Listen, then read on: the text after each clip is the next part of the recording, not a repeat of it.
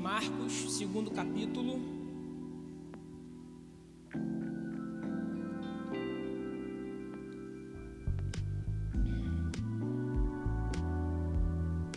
Versículos 23 a 28.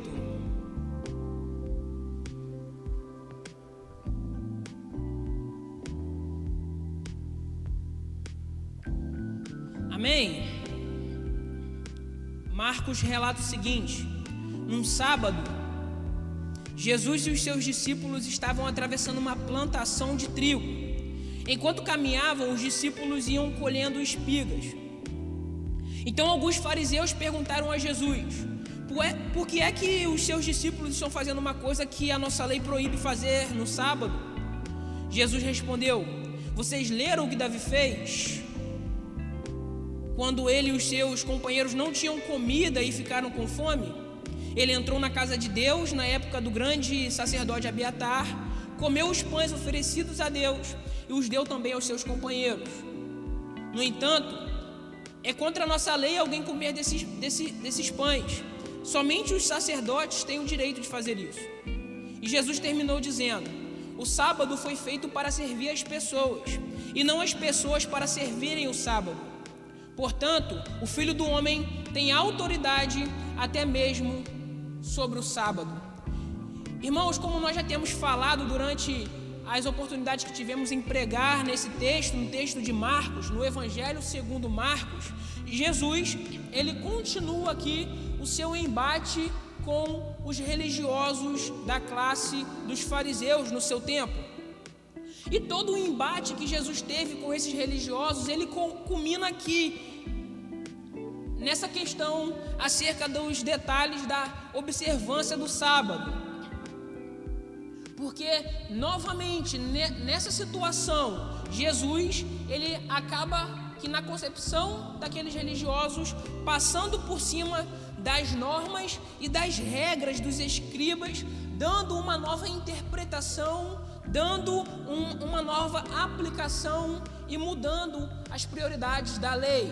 Jesus, ele ainda está ferindo na concepção dos religiosos a ideia que eles tinham sobre a lei. Historicamente, meus irmãos, é necessário nós compreendermos isso, que o sábado, ele possui uma importância muito grande para os judeus. Por quê? Por que nós podemos perceber isso? Porque nós vamos perceber que essa questão do sábado, ela é tratada 60 vezes nos evangelhos. No Antigo Testamento, irmãos, a obrigação de santificar o sábado era exigida mais do que qualquer outro mandamento. Guardar o sábado era mais importante do que qualquer outro mandamento. E o tratamento desse tema era mais importante do que qualquer outro assunto para o judeu. Para o judeu, o sábado, ele é sagrado, não tem outro tema mais importante do que ele.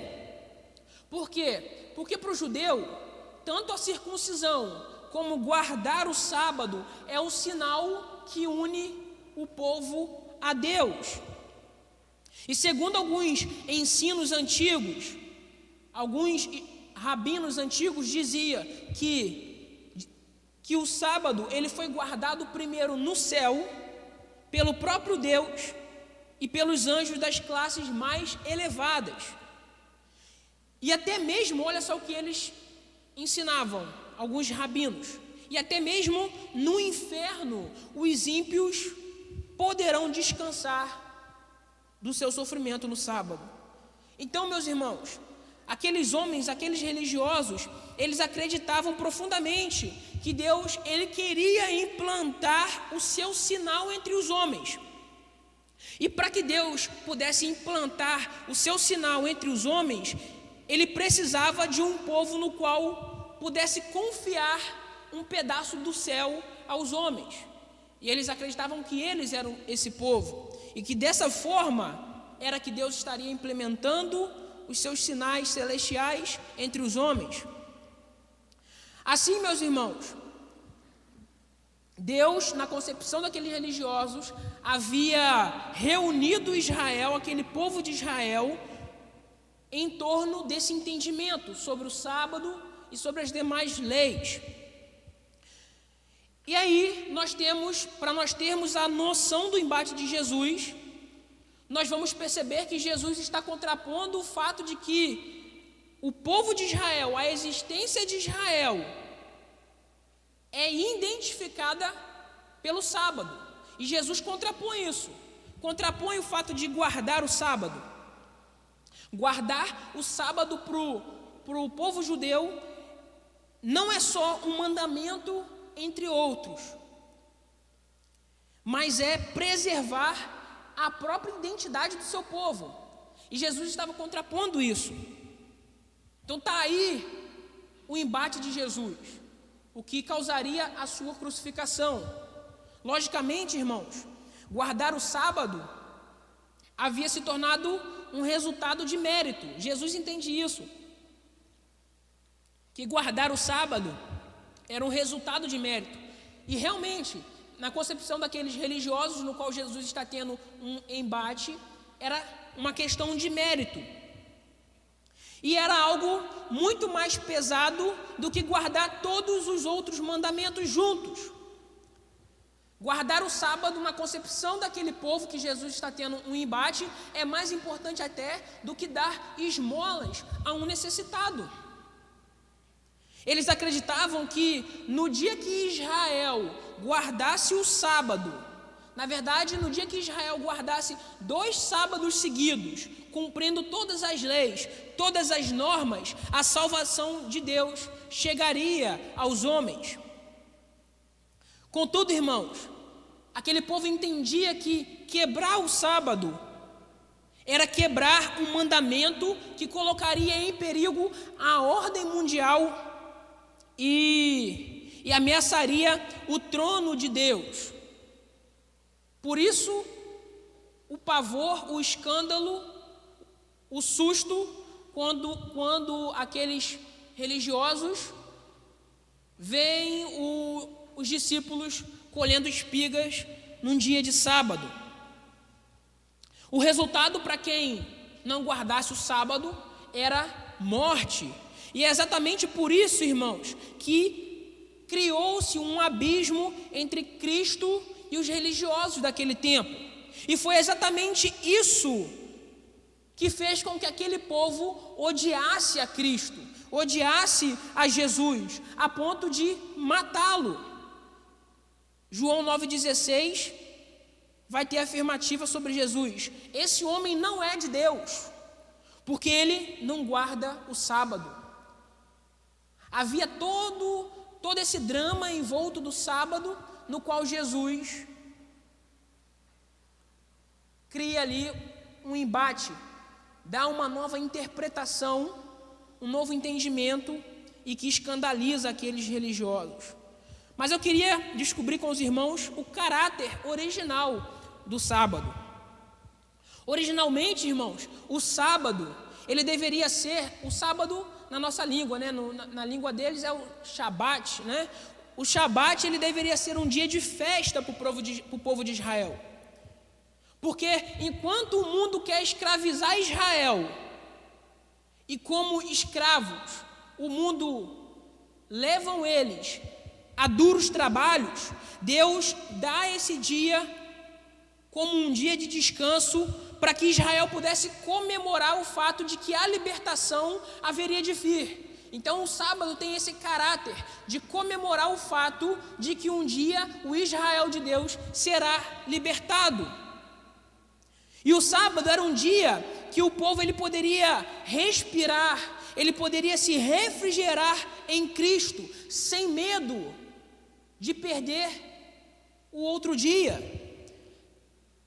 sem medo de o mundo acabar. Tanto que os judeus, eles tinham o costume de no sábado vestir as melhores roupas, eles comiam, eles bebiam com fartura. Eu lembro do pastor Dauri, após chegar da viagem a Israel, que ele disse que eles despejam muita comida, comem, né, e deixam no prato muita comida. Parece que eles não têm preocupação em relação ao amanhã, né? Então o sábado tinha esse caráter de festejar. Para nós é o domingo, né? Domingo é o nosso dia de descanso, é o dia do Senhor, é o dia no qual a gente vem à igreja, colocamos as melhores roupas, muitos, né, colocam as melhores roupas e também é um dia de festejar. Contudo, irmãos, esse caráter do sábado, esse caráter original do sábado, um caráter de festa, um caráter de benefícios, ele tinha se tornado naquela cultura religiosa um fardo. Ele tinha se transformado no contrário daquilo que ele foi planejado. O sábado, ele tinha naquela cultura, naqueles dias de Jesus, se tornado um carrasco do homem. Guardar o sábado, irmãos, havia se tornado algo mais importante do que os motivos pelos quais eles deveriam guardar. Eles esqueceram os reais motivos nos quais eles guardam o sábado. E para eles, guardar, não fazer nada, não produzir, era mais importante do que o real motivo. O sábado, para aqueles religiosos, era um fim em si mesmo. Em vez de um instrumento de bênção para o homem, era um fim em si mesmo. As obrigações seculares, elas foram substituídas por sobrecargas de obrigações religiosas. E essas obrigações religiosas eram como um lençol sufocante sobre aquele povo. Por isso, irmãos, os fariseus, ao verem os discípulos de Jesus colhendo e comendo espigas naquelas searas, num dia de sábado, eles advertem a Jesus dizendo o seguinte: por que fazem o que não é lícito no dia de sábado? E meus irmãos, contextualizando, por quantas vezes as nossas obrigações religiosas, elas se tornam um fim em si mesmas, no nosso pseudo relacionamento com Deus. Quantas vezes nós cumprimos obrigações religiosas achando que nós estamos nos relacionando com Deus, mas nós apenas estamos cumprindo obrigações. Esquecemos os motivos, as motivações pelos quais vamos à igreja, participamos dos ministérios. Quantas vezes isso abafa as obrigações religiosas nossas, abafam as reais motivações nas quais estamos enviados. Ou melhor, quantas vezes nós julgamos as obrigações religiosas como necessárias para se ter um relacionamento com Deus. Meu irmão, eu quero te dizer que Deus, Ele não é manipulado por aquilo que o homem faz e por aquilo que o homem deixa de fazer. Deus não é manipulado por aquilo que o homem apresenta a Ele. Porque aquilo que o homem pode apresentá-lo nos olhos humanos, sendo ruim, sendo pouco, para Deus pode ser muito. E da mesma forma, aquilo que nós podemos apresentar para Deus de melhor, aos olhos dos humanos, podem ser maravilhas. Mas para Deus é algo vão. Nós sabemos que o mundo e que a sociedade, irmãos, eles são contrários à religião. Mais especificamente o cristianismo. Contudo, irmãos, não é a religião que é o problema. A religião não é o problema, mas a forma como nós interpretamos a religião que se torna o problema. Muitas vezes a forma como nós interpretamos e que praticamos a religião nos leva a distorcer o caráter de Deus e o propósito dela. A religião, irmãos, ela tem um objetivo. E o objetivo da religião é servir o homem. A religião, ela tem o caráter de nos religar a Deus, de religar o homem a Deus. E além disso, irmãos, o propósito dela é exatamente o contrário que aqueles fariseus naqueles tempos faziam. A religião, ela é um conjunto de ensino, um conjunto de normas, de práticas, mas que essas práticas, normas e ensinos têm o propósito de libertar o homem da sua própria prisão do pecado. Aqueles homens utilizavam das normas, dos ensinos, das leis, para colocar sobre os homens pesos. Duras cervis, como a própria Bíblia diz, como aqueles bois, de carga. Mas a religião, ela tem o propósito de libertar o homem do seu próprio pecado, da prisão, da opressão do seu próprio pecado. Então, irmãos, eu quero pensar com vocês no seguinte, que tudo que cerca as normas, os ensinos da religião, ela tem como objetivo levar o homem a enxergar a liberdade dada por Deus, que é o próprio Cristo.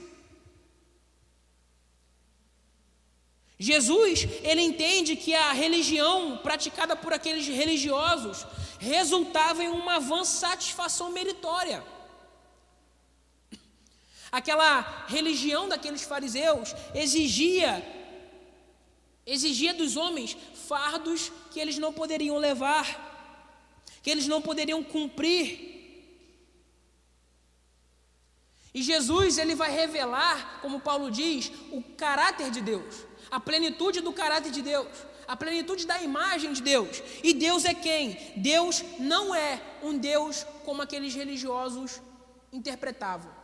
Deus não é um Deus carrasco, mas é um Deus que coloca o sagrado a serviço do homem. Deus é um Deus que coloca o sagrado a serviço do homem. E para isso, Jesus vai utilizar a própria palavra, a própria lei, para afirmar que Deus coloca o sagrado a serviço do homem. Por isso que o nosso próximo ponto é que a palavra de Deus, ela liberta o homem da escravidão. Jesus, ele nos deixa claro que a palavra de Deus, irmão, ela é o próprio antídoto contra a religiosidade opressora e vã. Nós podemos perceber alguns ensinos importantes nesse episódio de Jesus, nesses trechos que nós lemos. Mas eu quero levar vocês ao texto de Deuteronômio 23, 24, 25. Você não precisa abrir. Você pode até abrir, acompanhar. Mas esse texto, Moisés vai escrever para nós que a lei, ela permitia que os homens pudessem fazer aquilo que os discípulos estavam fazendo. A lei permitia com que aqueles discípulos pudessem ir até as searas dos outros e colher espigas. Deuteronômio 23, do 24 e 25 vai mostrar isso. Então, irmãos, por que os fariseus, eles estavam apontando aqueles homens como transgressores da lei? Por que então? Se a lei permite, por que aqueles religiosos, estudiosos, apontavam aqueles homens como transgressores da lei? Porque, irmãos, esses homens, esses fariseus, eles estavam abafando as verdades da lei de Deus com suas próprias tradições e com as suas próprias vontades tolas. Aqueles homens colocavam em primeiro lugar as suas próprias vontades, as suas leis criadas, acima do que a própria lei de Deus. Aqueles homens haviam adicionado várias normas à lei de Deus. Porém, irmãos, a palavra de Deus ela é suficiente. A lei de Deus ela é perfeita. Ela revela na plenitude o caráter de Deus. Nada precisa ser adicionado, nada precisa ser retirado. Mas aqueles homens estavam adicionando as suas tradições, as suas vontades à lei de Deus. Os homens, irmãos, eles não sabem lidar com a liberdade dada pelo próprio Deus. Nós não sabemos lidar com liberdade, irmãos. Nós não sabemos lidar com liberdade de escolha. Nós não sabemos lidar com o fato de Deus ser um Deus que liberta o homem, um Deus gracioso. Philip Yancey, ele escreve que a graça de Deus, ela é escandalosa aos homens. A graça de Deus nos liberta a ponto de nos escandalizar. Lidar com um Deus que se sacrifica e que se oferece, na verdade, que oferece um dia de descanso enquanto Ele mesmo trabalha, um Deus que não exige nada, é algo escandaloso de se crer. Um Deus que trabalha por aqueles que nele, isso é escandaloso. A gente não consegue compreender isso na sua plenitude. A gente não consegue deixar Deus trabalhar enquanto a gente descansa. O nosso coração não aceita essa verdade. A vida no Evangelho, irmãos, é uma vida de gratidão. É uma vida de gratidão ao que foi feito por nós. A vida no Evangelho não é uma vida de obrigações religiosas apenas. Não quer dizer que a vida no Evangelho é uma vida descompromissada, mas não é uma vida de obrigações. Ninguém é obrigado a nada. O que fazemos é em gratidão, irmãos. A vida no Evangelho é uma vida de gratidão ao que foi feito por nós. Viver uma vida digna do Senhor não está no fazer. Viver uma vida digna do Senhor não está no fazer, mas em ser. Não é fazer, mas ser. Ser grato, ser submisso. E era exatamente esse o ponto que aqueles religiosos não entendiam e que nós hoje não entendemos, ou muitos de nós não entendemos, porque botamos o fazer à frente do ser, à frente do seguir. O ser, ele vem antes do fazer. Por quê, irmãos? Porque nós só fazemos quando nós somos. Você só ama se você for amado. Nós só fazemos porque nós somos gratos ao Senhor por tudo aquilo que Ele fez. Quando nós compreendermos essa verdade, a nossa vida cristã, ela será elevada.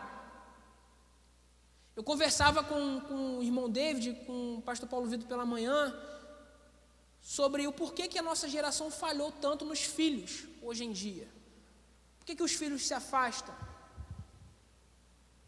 Por que os pais são firmes, né? E os filhos se afastam?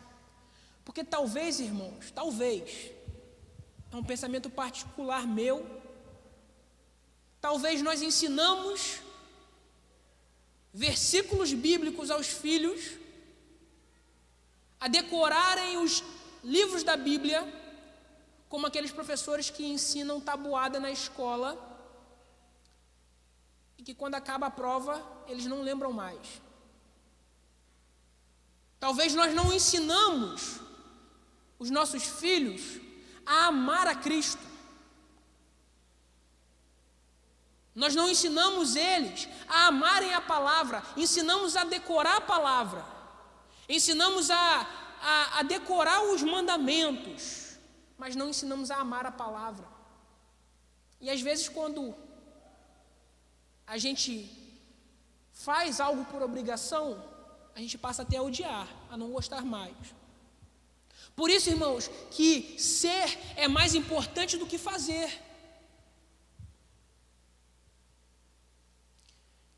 Na verdade, irmãos, viver uma vida de obrigações religiosas talvez seja até mais fácil do que viver uma vida de gratidão ao Senhor. Talvez a gente saiba viver uma vida de obrigações religiosas, mas a gente não sabe viver uma vida de gratidão ao Senhor. O homem, ele está a todo momento tentando pagar aquilo que ele recebe. Todo momento o homem está tentando pagar aquilo que ele recebe. Ontem meu carro estava parado, cadê o irmão Júnior? Está ali. Ontem meu carro estava parado lá em frente à minha casa, o irmão Júnior lavando dele. O irmão Júnior foi se solidarizou pelo meu carro estar sujo, foi lá e lavou meu carro de graça, sem eu pedir. Aí, o que eu quero fazer? Eu quero retribuir de alguma forma. Como que o cara vai lavar meu carro? R$50 para lavar um carro ali no Lava Jato e ele lavar de graça.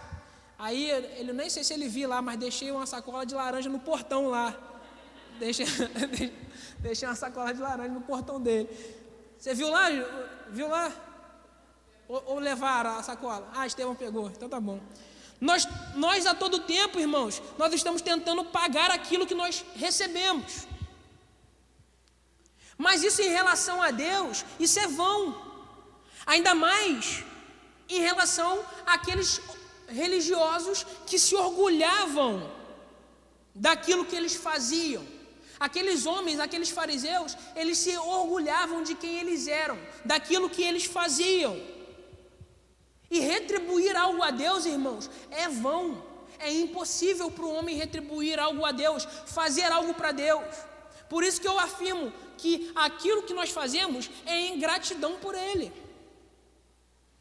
Eu sei que a laranja não tem o mesmo valor do que o carro lavado, mas eu entreguei ingratidão,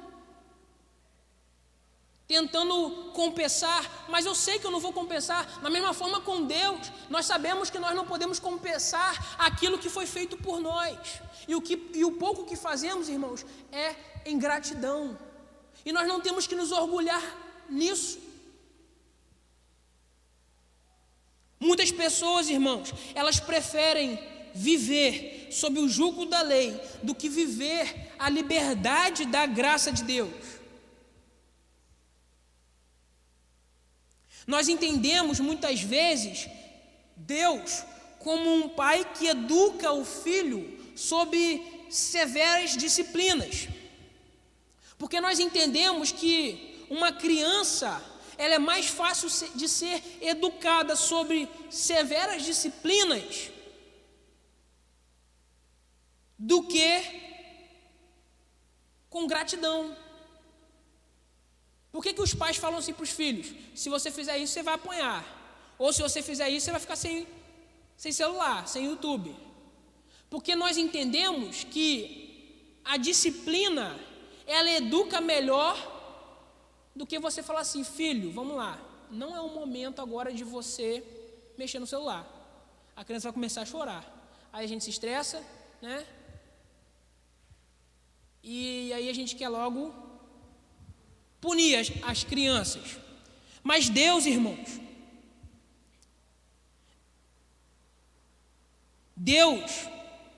se Deus é esse tipo de pai, se Deus utiliza dessa forma de educar, o que você faz ou o que você deixa de fazer vai moldar a reação dele.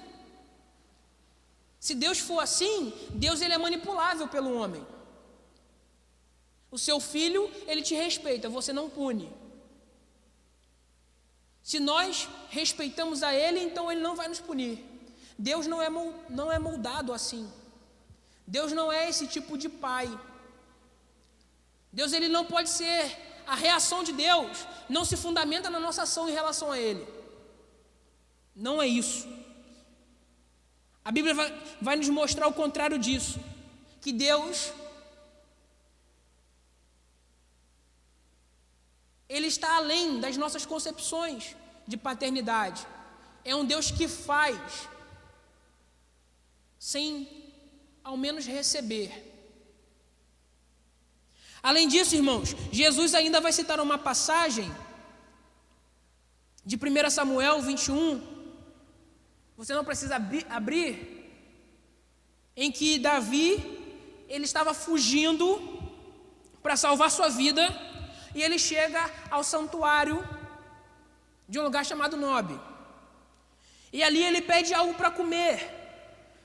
Mas naquele santuário não havia nada para comer, apenas os pães da propiciação, da proposição. Esses pães da proposição, eles são explicados em Êxodo 25, do 23 ao 30. E o que são esses pães, né? Esses pães, o significado deles, em síntese, eram pães consagrados e ofertados a Deus.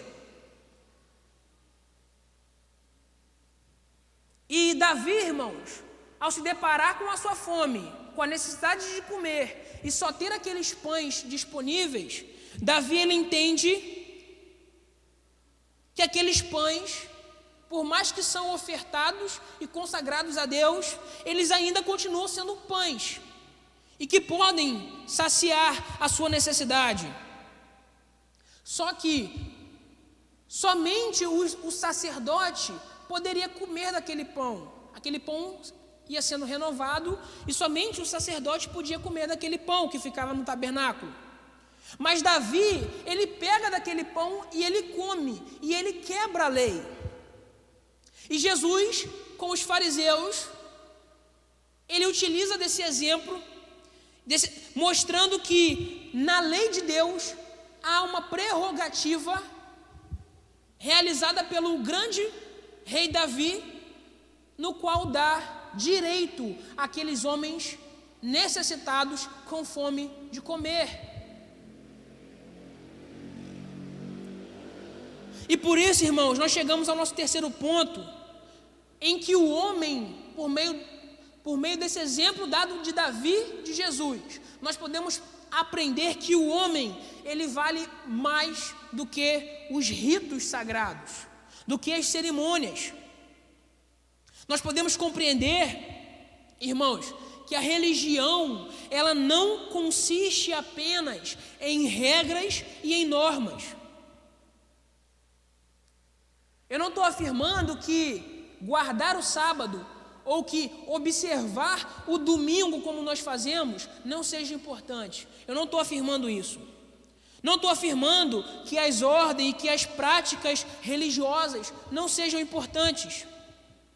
Mas eu estou afirmando que, além delas serem importantes, há muito mais do que simples leis, do que cultura, há muito mais do que normas culturais religiosas. A palavra de Deus, ela vai além das normas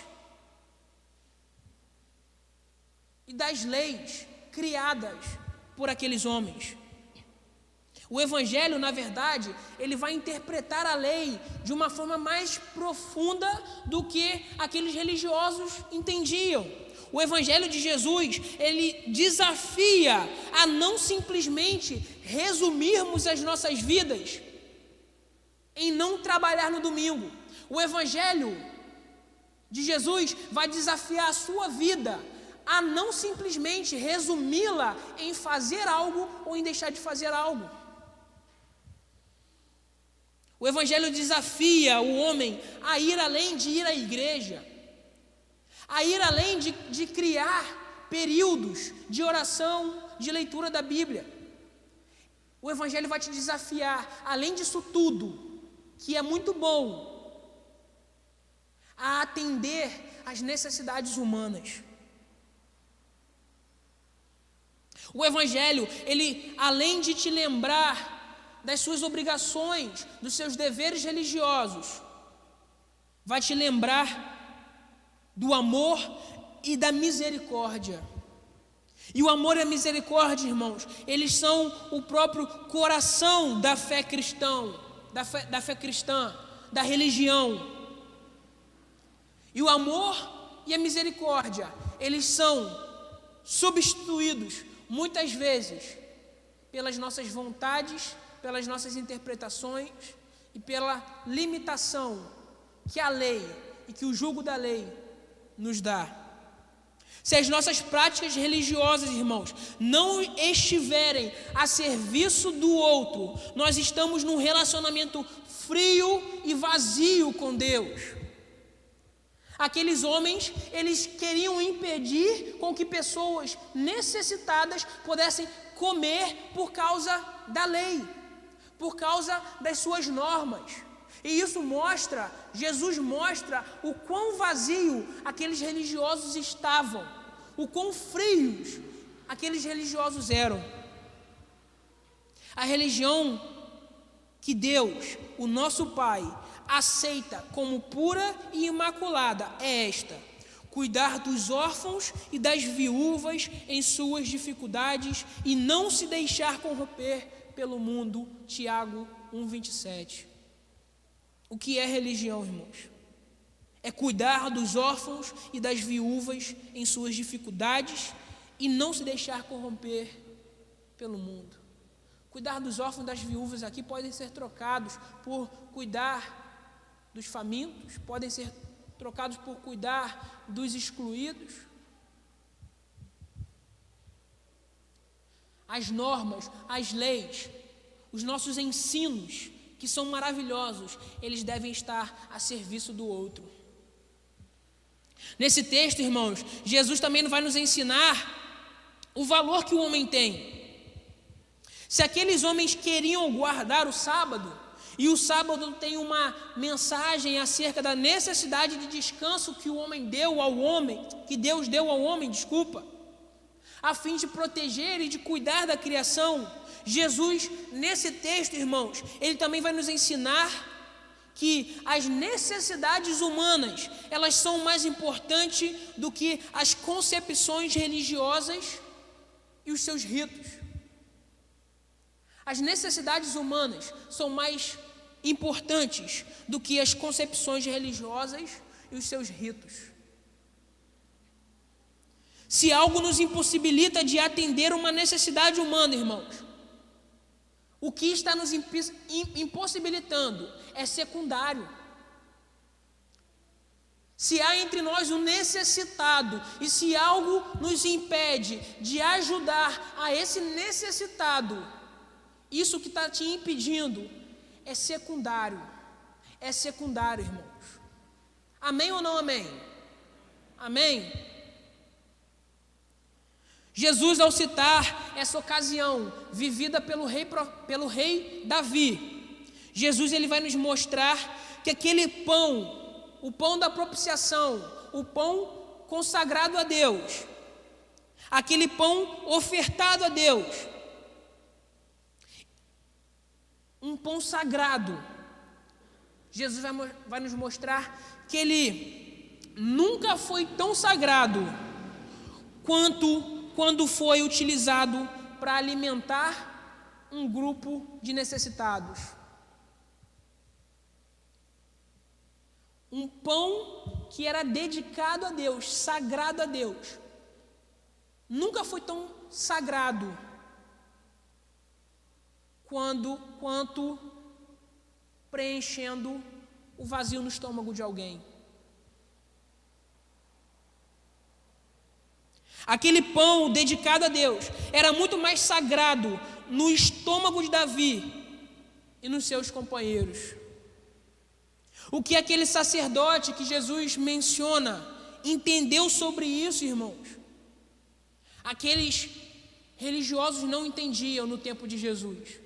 O que o sacerdote Abiatar entendeu sobre a necessidade do homem e sobre o sagrado ser usado para satisfazer a necessidade de um necessitado, aqueles religiosos no tempo de Jesus não entendiam dessa forma. O sacerdote era o único que tinha o direito de comer daqueles pães no tabernáculo. Mas ele entendeu que a necessidade dos homens era mais importante do que os regulamentos cerimoniais. Com isso, irmãos, eu quero dizer que o primeiro chamado do cristão é atender às necessidades humanas. O primeiro chamado do cristão é esse, é atender às necessidades humanas. Se o cumprimento de ritos cerimoniais nos impedem de ir auxiliar alguém que padece por alguma questão, nossa religião não é uma religião verdadeira.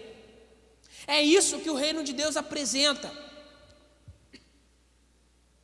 Esse é o reino, na verdade, esse é o ensino que está embutido nesse texto que nós lemos. É como aquele homem que estava caído no caminho para Samaria e aquele religioso passa de largo e não atende aquele homem caído. Talvez aquele religioso colocou os seus compromissos religiosos acima de uma necessidade humana. Mas essa é a inversão do reino de Deus, irmãos. Por isso que a religião, ela serve ao homem, ela serve para religá-lo a Deus. Por isso, o sábado, Jesus vai afirmar, foi feito para o homem, versículo 27. Porque a melhor maneira, irmãos, de usar a religião é torná-la a serviço dos mais necessitados.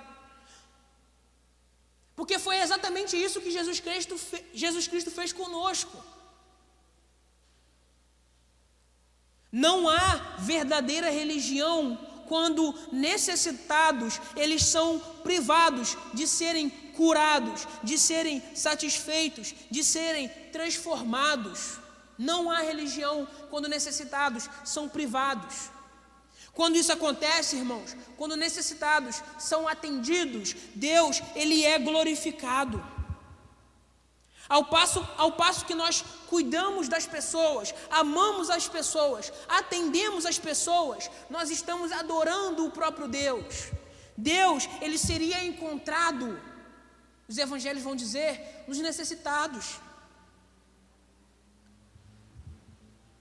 Naqueles que precisam de hospitalidade, naqueles que precisam de alimento, naqueles que estão presos.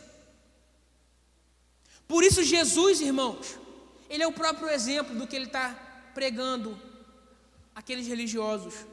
Jesus, Ele é o Deus sagrado que serve às pessoas.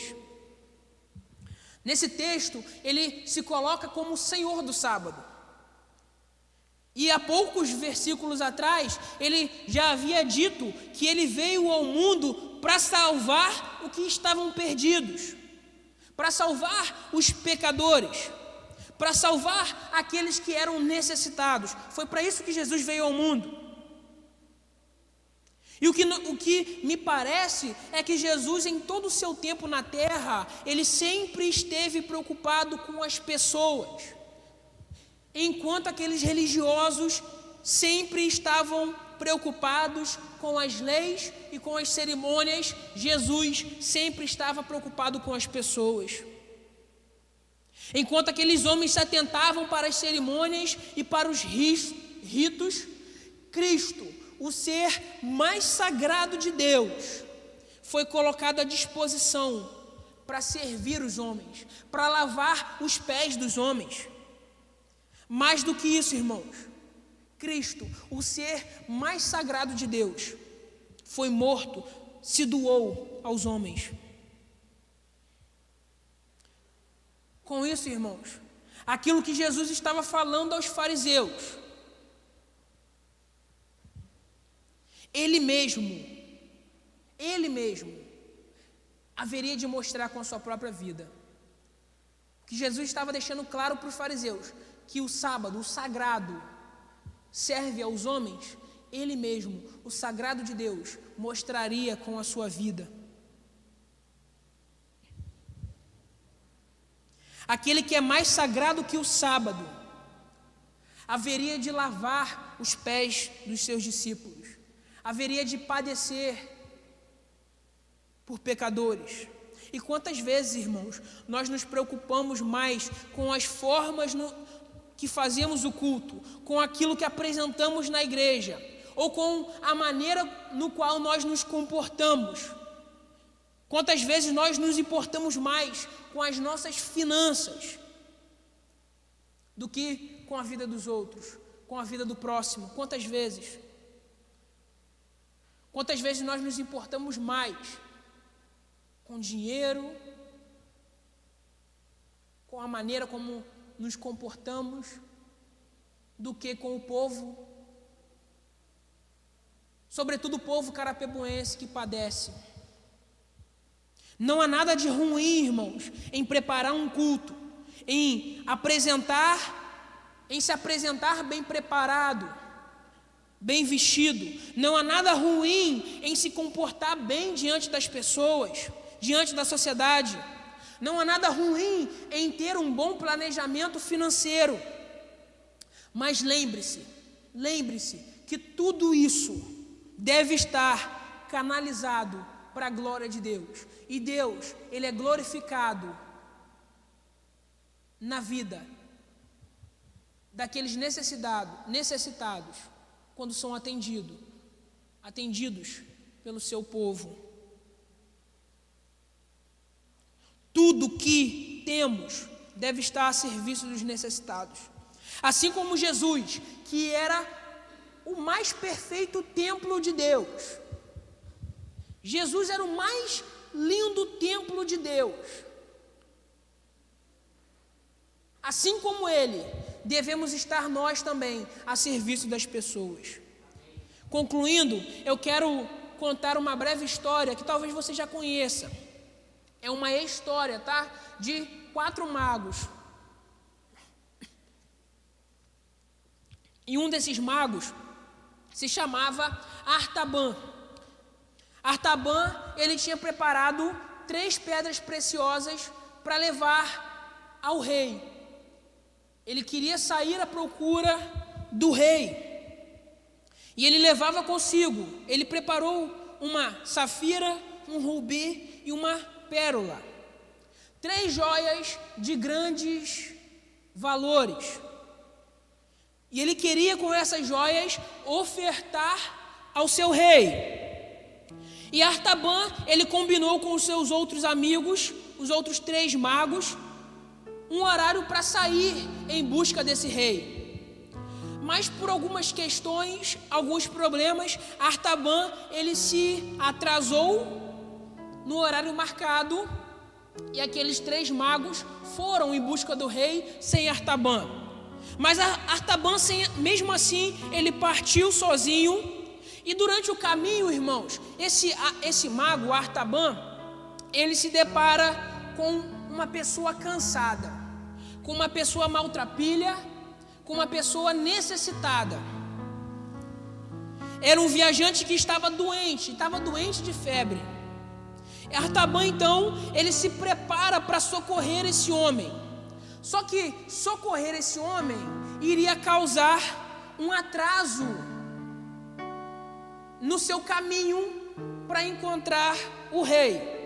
Mas mesmo assim, Artaban, ele compra um camelo para levar esse homem à cidade mais próxima, para que esse homem pudesse ser cuidado. Só que esse camelo custou uma safira. E Artaban então não tem mais 3 pedras preciosas para presentear o rei. Ele fica triste. Ele ficou triste porque achou que o rei não teria aquela joia. Artaban então parte no seu caminho em busca do rei. Ele chega na Palestina. E na Palestina ele descobre que o rei já havia abandonado aquele lugar, já havia ido embora. Artaban então ele se aloja numa casa onde tinha um menino pequeno. E ele cria um laço de carinho por aquele menino. E chegaram alguns soldados, os soldados de Herodes. E esses soldados, eles tinham uma ordem de matar todas as crianças pequenas. Artaban então, quando os soldados batem a porta, Artaban, ele ouve o pranto da mãe daquele menino e ele abre aquela porta, mas abre aquela porta tampando um vão para que aqueles soldados não pudessem olhar lá dentro e ver que havia uma criança e matar aquela criança. Aí Artaban pega o rubi, mais uma pedra preciosa, e dá àqueles soldados como forma de suborno para que eles não matassem aquele menino. O menino, ele se salvou, a mãe ficou extremamente feliz, mas Artaban, ele ficou triste. Por quê? Porque ele perdeu mais uma pedra preciosa que ele daria ao rei. E durante anos, irmãos, Artaban, ele procurou esse rei. E 30 anos depois, ainda procurando esse rei, Artaban, ele chega na cidade de Jerusalém. E nesse dia, estava sendo crucificado um homem no Monte da Caveira. E quando Artaban, ele ouve as histórias a respeito desse Jesus que seria crucificado, Artaban, ele chegou à conclusão, e ele se maravilhou porque ele descobriu que aquele homem que haveria de ser crucificado era o seu rei. Então Artaban, ele vai correndo para o Gólgota com a ideia de que com aquele última pedra preciosa que ele havia guardado durante 30 anos, com aquele rubi, ele pudesse comprar a liberdade do seu rei que seria crucificado. Era a pérola mais bonita do mundo. Porém, irmãos, no caminho para o Gólgota, Artaban encontra com uma menina. Essa menina estava correndo desesperada, correndo de soldados. E ela dizia: meu pai tem uma dívida muito grande, disse essa menina aterrorizada. E estes soldados querem me levar para me vender como escrava, pagando a dívida do meu pai. A menina pede a Artaban: salva-me. Artaban, então, ele vacila por um instante, mas ele termina dando essa pérola aos soldados, comprando a liberdade daquela menina.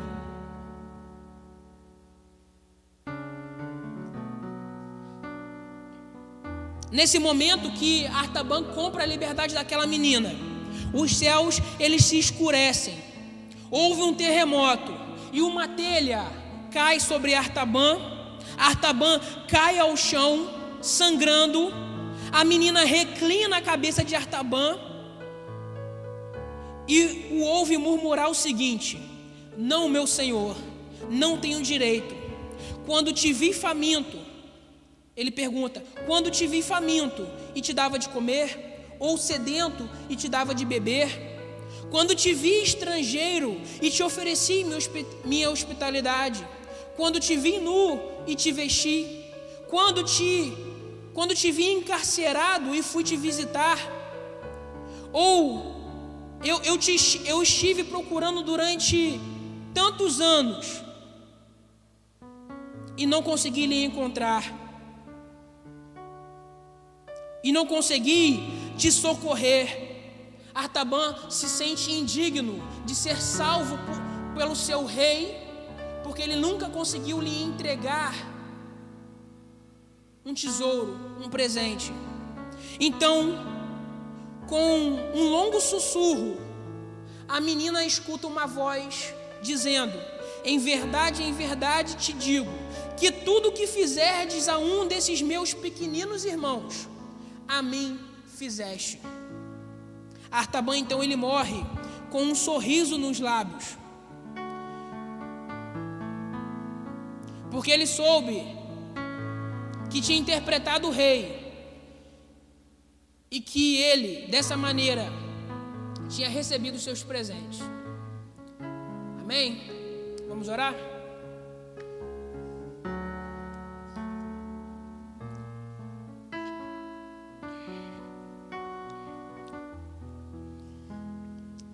Pai, nós louvamos o Teu nome e louvamos pelo fato do Senhor ser um Deus gracioso, um Deus que, diante das nossas incredulidades, das nossas dificuldades, o Senhor é um Deus que cuida de nós. Esteja guardando a nossa vida, o nosso coração, nos levando a um relacionamento sadio com o Senhor. Esteja cuidando do teu povo e que possamos entregar a nossa vida, porque é o que temos, somente o que temos. Em nome de Jesus, amém.